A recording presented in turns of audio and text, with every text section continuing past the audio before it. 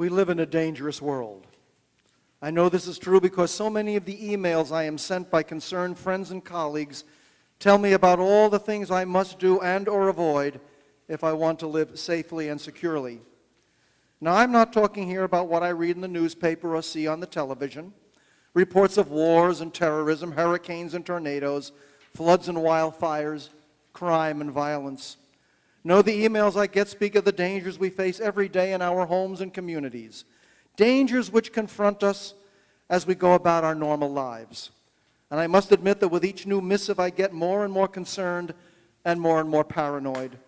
In fact, I may now be totally screwed up and my chances of recovery might be minimal. Let me share with you some of my worries because of the warnings I have received, worries which might be impacting your life also. I can no longer open a bathroom door without using a paper towel or drink Coca-Cola because it can remove toilet stains. I can't let a waiter or a waitress put lemon slices in my iced water without worrying about the bacteria on the peel, or sit down on a hotel bedspread because I can only imagine what has happened on it since it was last used. I have trouble shaking hands with someone who has been driving because apparently the number one pastime while driving is picking one's nose. I can't touch a woman's handbag for fear that she has placed it on the floor of a public restroom, or go to the movies because I could get pricked with an AIDS-infected needle when I sit down. Eating a little snack sends me on a guilt trip because I can only imagine how many gallons of trans fat I have consumed over the years.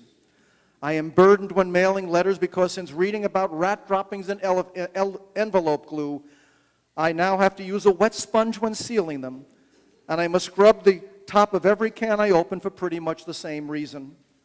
I can't have a drink in a bar because I fear that I will wake up in a bathtub full of ice with my kidneys gone. I cannot eat at KFC because apparently the chickens they use are horrible mutant freaks with no eyes, feet, or feathers. I can't use deodorants, pretty much any of them, even though I now smell like a water buffalo on a hot day, or use cling wrap in a microwave because these can cause numerous kinds of cancer. Speaking of microwaves, I can't boil a cup of water in one since it will likely blow up in my face and disfigure me for life.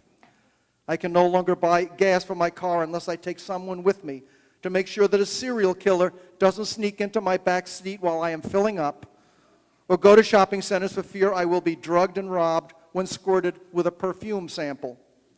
I cannot answer the phone because somebody will get me to dial a number for which I will receive a huge bill with calls to countries like Jamaica, Uganda, Singapore, Nigeria, or Uzbekistan. I can't use anyone else's toilet but mine because of the snake which might be lurking under the seat, or do any gardening because my hand will fall off if I am bitten by a violin spider.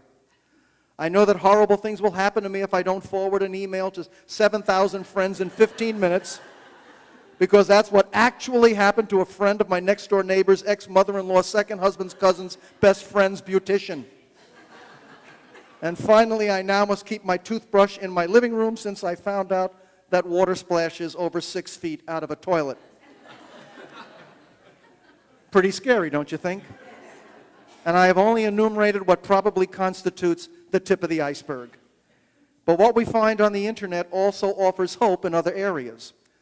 Take the findings of medicine regarding healthy living. Just about every day there is a new discovery assuring us of prolonged and better life if we do or don't do certain things. Without going into detail, eating certain foods and doing certain exercises might cut our risk from heart attack by 50%, cancer by 35%, kidney failure by 70%, diabetes by 48%, and the list continues. I figure that if I do everything that is recommended, there is no chance that I will ever die. And what about those ads concerning miracle drugs and procedures? You know, the ones offered by genius doctors who, working alone, have discovered secret cures that the entire medical profession is ignorant about, and which pharmaceutical companies want to keep from us because of their bottom line financial concerns. Is there no real hope? Are we to be so swamped and consumed by information and misinformation that we cannot see beyond whatever present calamity we might perceive to be our current lot in life? Are we so worried about our real or imagined ills that we turn living into existing? Are we so afraid of death that we will go along with whatever anyone who recognizes our fear and gullibility suggests? Where do we turn in the midst of our trials for succor and support? And do we even recognize such help when it comes our way? The psalmists I quoted this morning in our scripture readings offer an answer. They assert that our help comes from God. The first proclaims that God, the creator of all, and the one who never slumbers or sleeps, is our keeper, our shade, our protector, and that he will keep safe our going out and coming in other words, our lives forever. The second praises and thanks God over and over for his eternally enduring and steadfast love, a love which remembers and rescues, preserves and protects us, even us. Now, how are such love and support shown to us? Do they come down from heaven in baskets, so all we have to do is pick what we want or need? Does God directly intervene in our lives, lifting us or lowering us as he sees fit, and securing our safety whenever we ask for it? Does he personally guard us from all pain and danger so that we have nothing to fear and that all will be hunky-dory regardless of our circumstances and conditions? Does he guarantee us wonderful lives without problems or failures? You know it doesn't work that way. But somehow, partly depending upon the strength of our faith, we can and should see God's hand at work in our lives, mainly through the working and caring hands of others.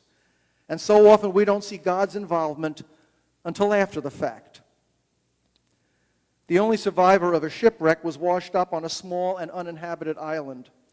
He prayed fervently for God to rescue him, and every day he scanned the horizon to see if help was coming. He saw nothing but blue sky and endless waves. Despairingly, he pulled himself together enough to build a little hut out of driftwood, to protect himself from the elements, and in which to store those few possessions which had floated onto the beach from the sunken vessel. One day, after scavenging for food, he arrived home to find his hut in flames, the wood rapidly being consumed by fire, and the black smoke billowing into the sky. The worst had happened. Everything was totally lost.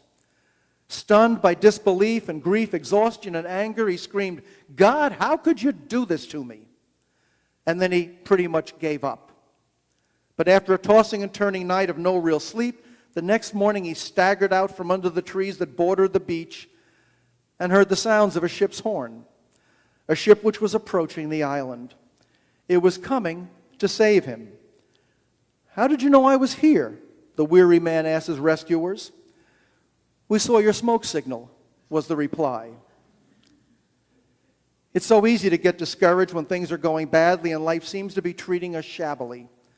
But it's always counterproductive and sometimes foolish to lose heart because help might be on the way, and God does work in mysterious ways and through mysterious means to support us, even in the midst of our pain and suffering. Sometimes our difficulties will not be taken away or completely relieved, and we must learn to live with them, hopefully with the help and assistance of those who care about us.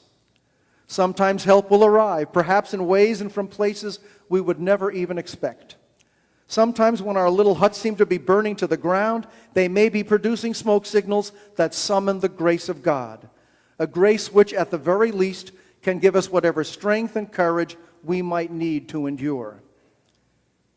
Is your hut on fire this morning? Don't keep it a secret. You are a child of God, and God cares. And you are part of this family, the church family. You have brothers and sisters here who want to help. Or now might be the time when you can be one of the rescuers who saw the smoke and is coming in the boat to take a castaway home.